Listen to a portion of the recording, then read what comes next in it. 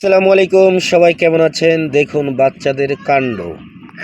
আপনারা হয়তো শৈশবে এরকম খেলেছেন, মানে জোলাবাতি বলা হয়, অনেকে পিকনিক বলে, ছোট ছোট হাঁড়ি পাতিল দিয়ে। যেমন দেখুন এই যে ওদের তরকারি ডালার কড়ই না কি বলে, এটা কি বলে রে? পাতিল না কড়ই এমনি হবে না, এটাও মনে হয় যে কড়ই, ডিমডুম বাজার জন্য।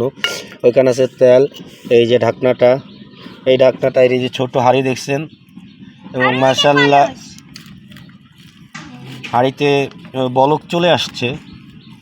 ডাল আছে, ডালের কারণে ফেনা হয়েছে। আপনারা সবাই জানেন ডাল জাল দিলে তো ফেনা হয়।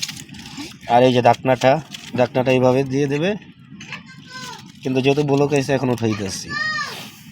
আর এই যে চুলা বানানো হয়েছে ইট দিয়ে।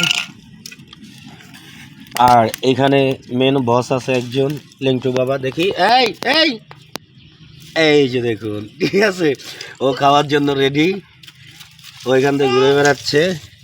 আর আমাদের তানজিলা রান্না করছে, এই যে তানজিলা ম্যাডাম। আর এখানে খাওয়ার জন্য আলো দর্শক আছে, এই যে একজন, অনেক মানুষ আছে।